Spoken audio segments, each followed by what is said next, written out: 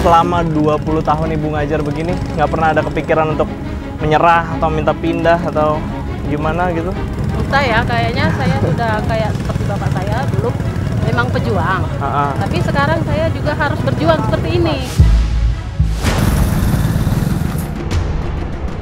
Di tengah perjalanan ini tidak jarang kita sering terhambat karena medan jalanan yang sangat berbatuan.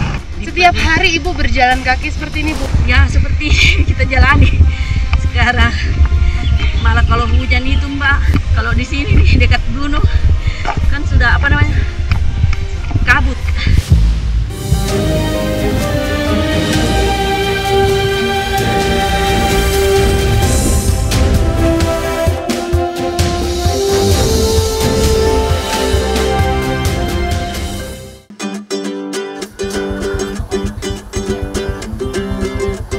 Pagi-pagi, kesibukan sudah nampak di rumah keluarga Iskandar di Desa Tumbuan, Kabupaten Seluma, Bengkulu.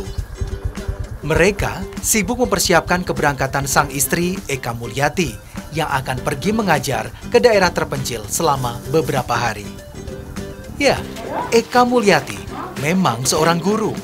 Sejak 20 tahun lalu, ia dengan sabar menjalankan tugasnya mengajar sekolah dasar di Desa Cawang. Perjalanan yang berat dan penuh resiko membuat suami dan anak Eka Mulyati tak tega membiarkannya berangkat sendiri. Kita akan menuju ke Desa Cawang bersama Bu Eka, keluarga dan juga warga di sini. Sebenarnya jaraknya sangat dekat dari Kota Bengkulu dan juga dari Kabupaten Seluma, tapi ternyata aksesnya sangat buruk dan itu mempengaruhi kehidupan mereka semuanya.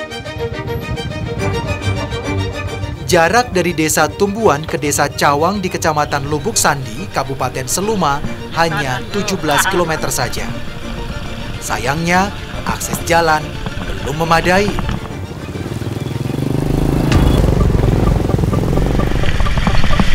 Musim penghujan, jalan tanah menuju Desa Cawang menjadi semakin licin dan lengket.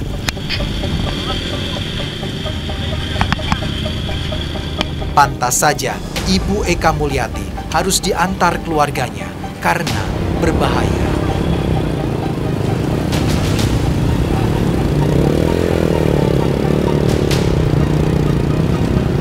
Pak, dari dalam, dari Cawang. Pak siapa namanya? Pak Deka. Pak Deka. Pak Deka ini bawa apaan aja Pak dari dalam? Minyak. Minyak ya? Iya, Minyak. ini kosong ada minyak. Oh kosong. Ini mau dibeli di luar. Oh, Apa aja yang biasa dibeli selain minyak? barang mana sana? Apa tuh? Contohnya? Gula. Gula. Oh sembako Nah, semua sembako itu ya. dari luar ya? Oke. Lanjut Pak, kita mau ke dalam ya. Makasih Pak. Musim hujan menjadi mimpi buruk bagi warga yang akan masuk atau keluar desa. Mau bagaimana lagi?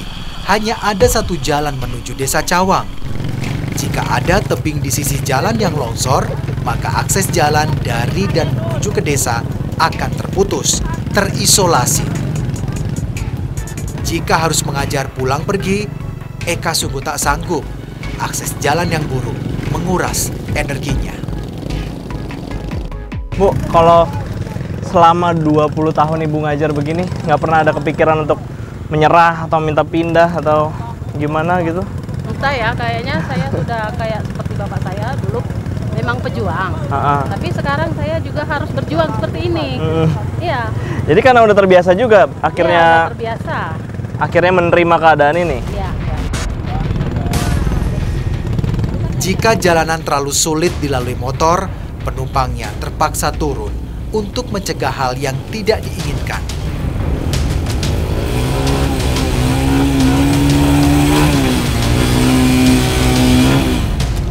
Kubangan-kubangan lumpur seringkali membuat sepeda motor tertanam dan kadang terpaksa ditinggalkan pemiliknya. Tak heran jika motor warga rata-rata berusia pendek, hanya mampu bertahan sekitar 5 tahun saja.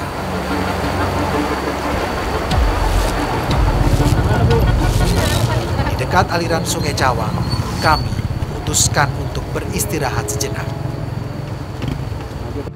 setengah perjalanan, ini tempat istirahatnya warga. Kita akan istirahat dulu di sini karena pengemudinya juga kasihan, jalannya tadi rusak seperti itu.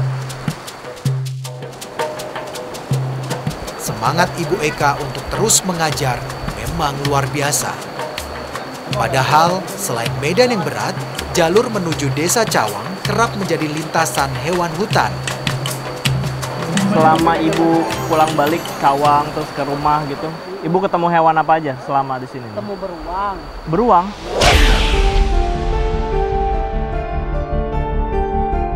Masih ada Bu beruang Bu? Masih ada. Itu di pemukiman apa di jalan? Di jalan. Jalan. Sebesar apa? Besar lah, sebesar sapi. Sebesar sapi.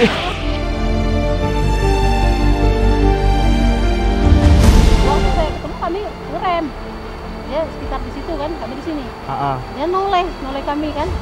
Kami sudah mau balik lagi, motor mau putar balik ke arah kali. Padanya langsung lurus jalan. Oh, dia nggak menghampiri Ibu ya?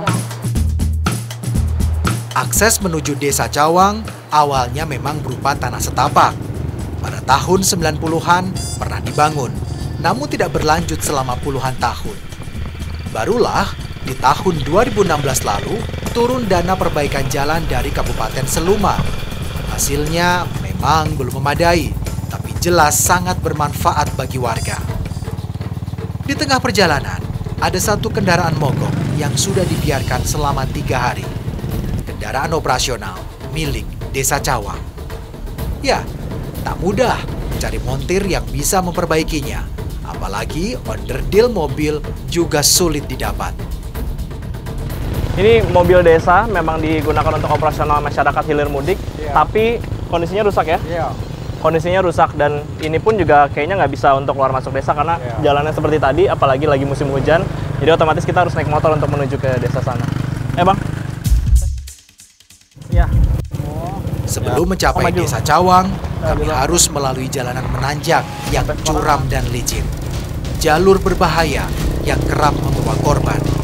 Kami harus lebih waspada. Kami bersyukur semuanya berhasil melewati jalur yang sangat beresiko. Dan tak seberapa lama, tibalah kami di Desa Cawang.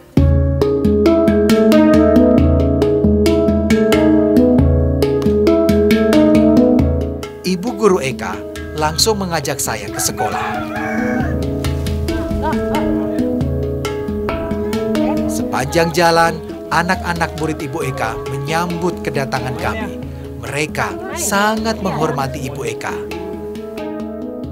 Di samping bangunan sekolah, tampak barisan rumah dinas guru yang sangat sederhana. Nah, ini kita taruh barang di mana, Bu? Sekarang nginep nih. Perumahan yang sudah tambahan baru itu. Oh, ya udah. Kita sana, Bu. Kami kemudian menuju ke rumah dinas yang baru. Meski tak terlalu besar, bangunannya lebih bagus. Rumah dinas guru yang ada sebenarnya diperuntukkan bagi guru SD Negeri 70 Seluma yang tinggal menetap. Ibu sama siapa di sini, Bu? Bagi guru yang tinggal di luar, terpaksa harus menumpang menginap karena pulang pergi tak memungkinkan. Adik angkat. Dia dan juga keluarganya bahkan meninggalkan hal-hal nyaman yang ada di rumahnya di wilayah kota untuk bisa mengajar di Desa Cawang. Dengan rumah sesempit ini, dengan kondisi yang serba terbatas. Menjelang maghrib, Ibu Guru Eka kemudian mengumpulkan anak didiknya di rumah dinas untuk belajar mengaji. Ia tak ingin anak-anak Desa Cawang hanya belajar di sekolah saja. Mengaji dirasa penting untuk menjadi bekal anak-anak Desa Cawang menjalani hidup agar selalu dekat dengan Tuhannya. Setiap anak berkesempatan untuk membaca Iqra dan 2 ayat Al-Quran. Jika ada bacaan yang salah, Ibu Eka langsung mengoreksinya.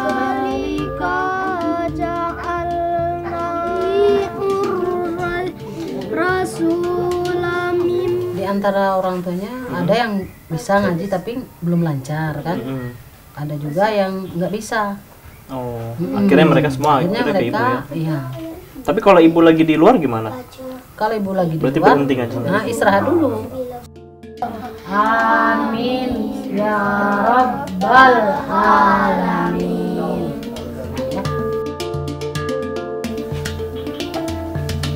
Tangan dulu, tangan.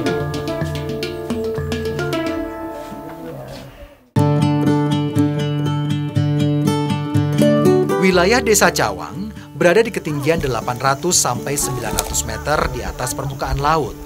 Tanahnya terbilang subur, cocok ditanami berbagai tanaman sayur dan buah.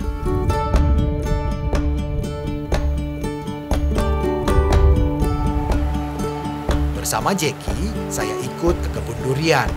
Siapa tahu ada durian yang bisa dibawa pulang.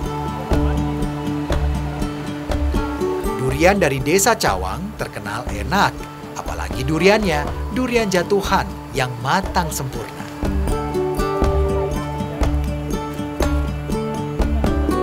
Lumayan, setelah beberapa waktu mencari-cari, saya dan Jeki mendapat 3 buah durian yang cukup besar untuk dibawa pulang. Kami merasa beruntung.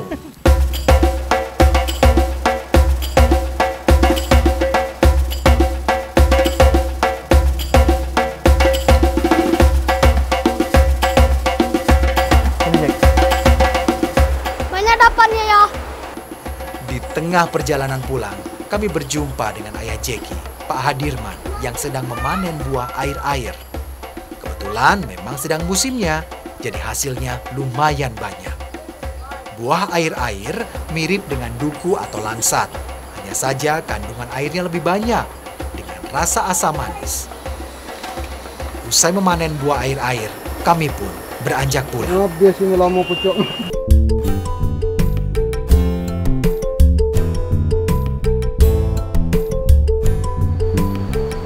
Untuk mendapat penghasilan, Pak Hadirman menjual hasil panennya berupa durian dan buah air-air. Ia menjualnya di hari pasar, sekali dalam sepekan. Lokasi pasar tak jauh dari tempat tinggal mereka. Desa Cawang adalah penghasil durian terbaik di Kabupaten Seluma. Harganya pun murah, sekitar Rp15.000 saja per buahnya.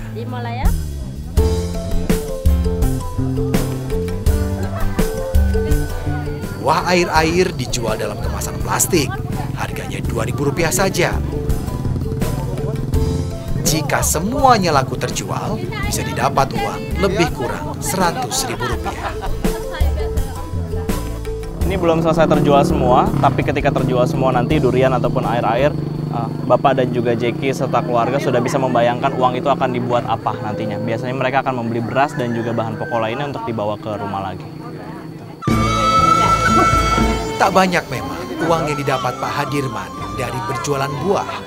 Apalagi hasilnya tergantung musim. Mereka harus mencari sumber pendapatan lain agar bisa bertahan hidup.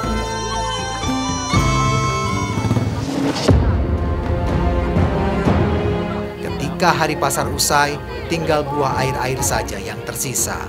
Masih bisa dijual di pekan depan jika kondisinya masih layak. Pak Hadirman kemudian berbelanja kebutuhan sehari-hari dengan uang yang didapatnya dari berjualan buah. Entah sampai kapan keluarganya bisa bertahan dengan hidup yang pas-pasan. Pendidikan untuk Jeki sepertinya semakin berat untuk terwujud.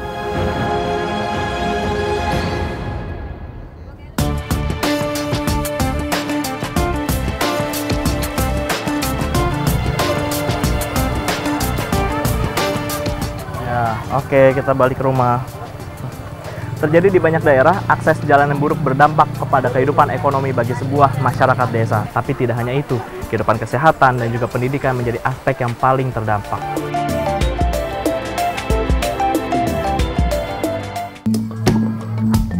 Waktunya sekolah. Anak-anak SD Negeri 70 Seluma sudah berdatangan. Tepat jam 8 pagi, pelajaran pun dimulai.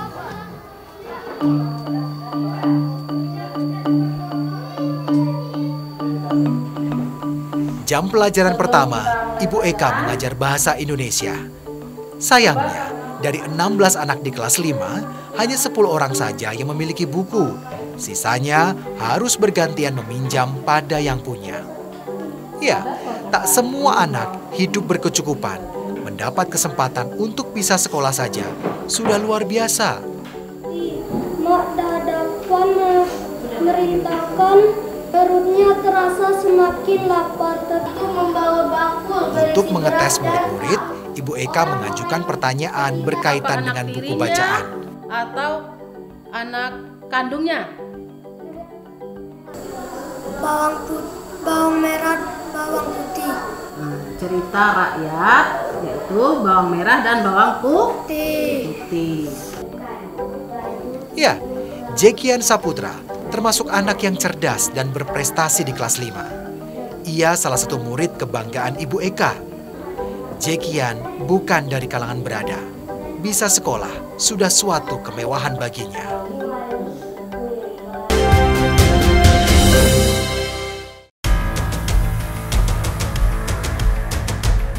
Kementerian Desa Pembangunan Daerah Tertinggal dan Transmigrasi atau Kemendes PDTT menyatakan sebanyak 84% dari sebaran daerah tertinggal berada di Indonesia Timur. Salah satu indikator ketertinggalan itu adalah kurangnya aksesibilitas.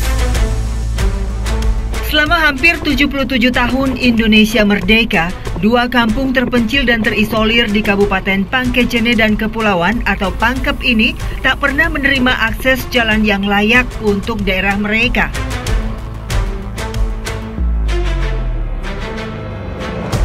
Sebenarnya, jarak kampung Buung dengan pusat kota Pangkep tidak terlalu jauh, hanya 40 km saja. Tapi, setelah pemberhentian terakhir di Jalan Poros Kota, kami harus melintasi jalur ekstrim membelah Gunung Copo Telue.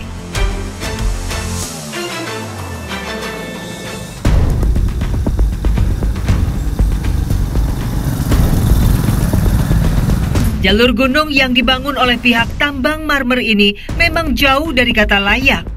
Hanya beton di sebagian kecil jalan yang masih dipenuhi dengan bebatuan.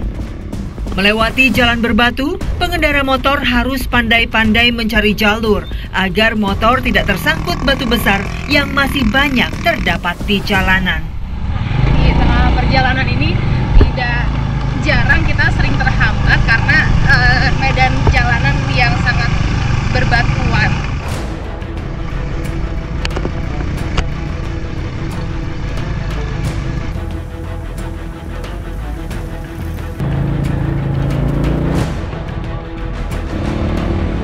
Jika motor tidak dalam kondisi fit, satu-satunya pilihan tentu meninggalkan kendaraan di tengah hutan.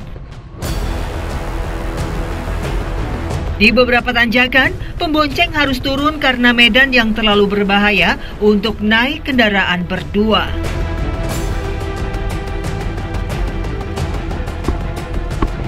Karena kita menemukan satu tikungan yang cukup tajam dan terjal sehingga tidak bisa dilewati oleh motor. Tadi Bapak sudah memarkirkan motornya dan sekarang juga Ibu ikut jalan kaki naik ke atas ya Bu ya. Hari ini tikungannya dengan jalan berbatu dan sangat terjal, tidak bisa dilewati dengan berboncengan. Sebelum ada jalur motor, warga biasa berjalan kaki melintasi hutan untuk menuju Kampung Bung. Tapi resiko bertemu hewan liar membuat mereka memilih jalur motor meski sedikit lebih jauh. Setiap hari Ibu berjalan kaki seperti ini Bu, menempuh jalan dengan... Ya kadang saya kan bermalam nginep di atas Pak, nginep di perumahan. Jadi Ibu sehari-hari mengajar, Ya, berangkat dengan perjalanan yang... ya seperti kita jalani sekarang. Malah kalau hujan itu Mbak, aduh, saya tidak tahu bagaimana perjuangannya. Kalau di sini nih dekat gunung kan sudah kabut. Ya. Ini kita masih berapa jauh lagi Bu? Masih ada 5 kilo kalau di sini Mbak. Oke. Lagi 5 kilo. Kita lanjut ya Bu ya. Setengah perjalanan dengan jalur yang relatif lebar, kami mulai menyusuri hutan.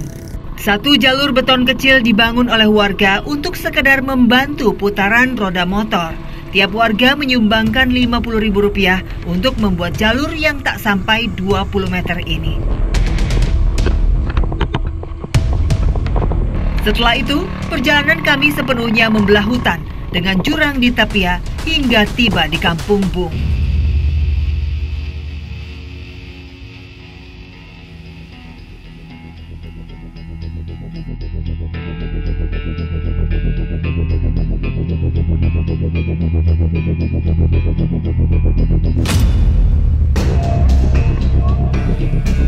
Hidup nyaris terisolir membuat warga Bung dan Baka harus beradaptasi dalam bertahan hidup. Pasar yang jauh membuat mereka hampir sepenuhnya bergantung pada alam di sekeliling mereka. Di hutan, mereka biasa mencari sayur atau aneka lauk untuk makanan sehari-hari.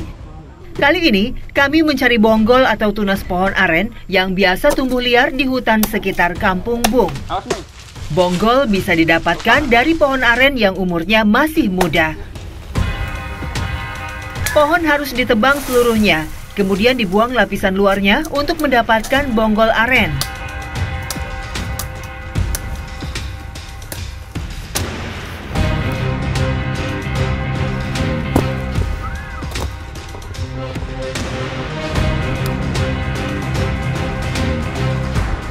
Setelah itu, bonggol aren dipotong kecil-kecil agar mudah diolah. Mirip dengan tekstur tunas pisang, bonggol aren direbus terlebih dahulu selama 30 menit. Setelah direbus, bonggol aren kemudian ditumbuk agar lebih empuk dan mudah dimakan. Kelapa parut yang sudah digoreng ditumbuk untuk menambah rasa gurih pada masakan. Kemudian, bonggol dimasak dengan santan dan bumbu lainnya. Tak berapa lama, makanan pun siap. Saya tak menyangka, di tengah keterbatasan lauk pauk ini, menu ini sungguh nikmat rasanya.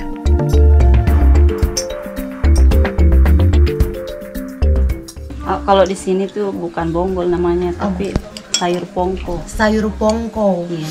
Iya, kalau yang biasa ditemuin kan kayak bonggol pisang itu udah biasa ya. Nah ini baru kali ini saya nyobain dan ternyata enak banget. Nah kenapa kalau dengan makanan lain gimana Bu? Maksudnya mungkin tahu tempe kah atau ikan atau gimana tuh? Pasar di sini jauh ya Mbak. Akses jalannya juga kurang bagus. Untuk menuju ke pasar itu ya membutuhkan waktu sekitar 2-3 jam kalau jalan kaki. Dari sini. Kan tidak semua masyarakat bisa menggunakan roda 2, tapi yang bisa itu cuma orang-orang tertentu saja yang bisa. Jadi kami yang perempuan itu biasa kalau ke pasar jalan kaki itu kejauhan kalau. Jadi memanfaatkan sumber daya yang ada di kampung. Jadi kita memanfaatkan yang ada saja di alam. Harapannya apa sih Bu terkait dengan kondisi di Kampung Bung nih, daerah tempat tinggal Ibu? Harapannya kami di sini tuh sangat membutuhkan akses jalan yang bagus. Kami harapkan pemerintah supaya kami diperbaiki jalannya ke sini karena akses jalan itu yang utama.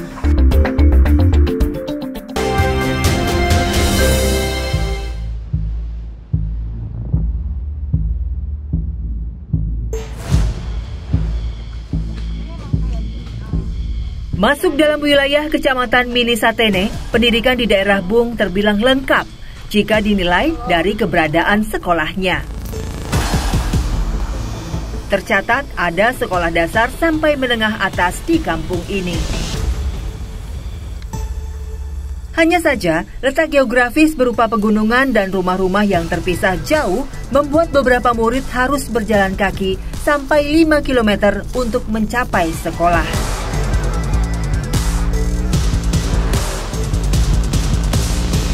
Hampir tidak pernah ada yang berangkat ke sekolah sendirian. Alasan utamanya tentu keamanan. Tidak ada yang bisa menduga akan bertemu hewan liar apa di hutan nanti.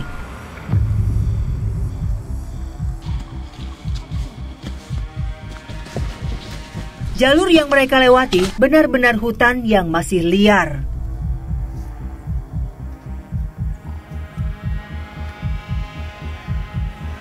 Kamu tiap hari sekolah lewat jalan sini? Iya. Kamu nggak takut jalanannya kayak gini? Enggak kan, bareng-bareng. Bahkan, banyak di antara mereka yang hanya memakai sandal menuju sekolah.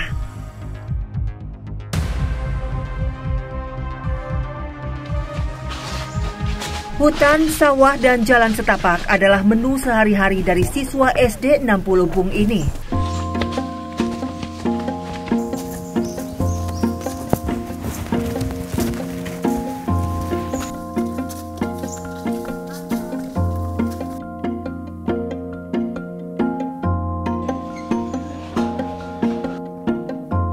Tapi, seolah lupa dengan perjalanan mereka yang melelahkan, siswa-siswa ini langsung menemukan keceriaan bertemu dengan teman-teman mereka. Ada total 150 siswa dari SD sampai SMA di Kampung Bung ini. Hanya saja, dari 19 tenaga pengajar, hanya 6 orang yang sudah diangkat menjadi PNS. Lainnya adalah tenaga honorer. Coba ikut semua ya, ikut semua. Seperti Ibu Sari ini, di sekolah yang tiap ruangan dibagi menjadi 2 kelas inilah wanita berusia 56 tahun ini mengajar sehari-hari. Tidak ada rona lelah di muka Ibu Sari, meski perjalanan menuju sekolah tidaklah sebentar.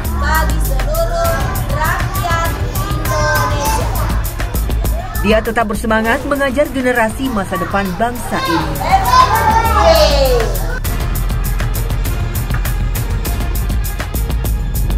Bahkan setelah mengajar di sekolah dasar, Ibu Sari juga mendirikan pendidikan anak untuk usia dini atau PAUD. Tak adanya bangunan untuk sekolah anak membuat Ibu Sari harus meminjam kolong rumah tetangganya untuk sekedar mengumpulkan anak-anak belajar.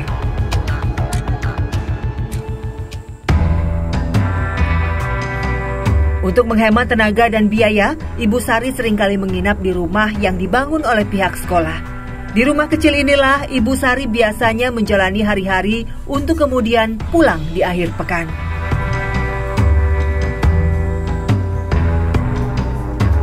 Menjadi honorer sejak lebih dari 10 tahun silam, Ibu Sari belum pernah menerima sertifikat K2 dari hasil tes yang ia pernah lulus di dalamnya. Kalau boleh tahu Bu, sebagai saat sampai hari ini statusnya masih honorer, itu upah yang Ibu dapat berapa sih? 100.000 per bulan. Tapi saya Mbak, saya tidak pernah berputus asa mau meninggalkan anak-anak di sini karena saya sudah anggap saya tanggung jawab saya ini seorang mendidik anak di Kampung Bung ini. Karena semua anak-anak yang di sini Mbak diharapkan sama saya. Kalau saya tidak datang dalam 1 hari, katanya itu anak-anak seperti anak yang kehilangan induknya, ayam yang kehilangan induknya. Karena saya kan perempuan cuma sendiri di SD Mbak. Makanya saya, walaupun saya kurang sehat, yang penting saya bisa bangun, bisa jalan, saya akan usahakan naik ke sini. Harapan Ibu apa sih? Ya, harapan saya itu Mbak, saya ingin sekali mudah-mudahan kasihan Bapak Presiden kita ini melihat saya punya, mudah-mudahan dia bisa membantu saya, masyarakat rakyatnya itu yang seperti saya, mudah-mudahan bisa terima SK.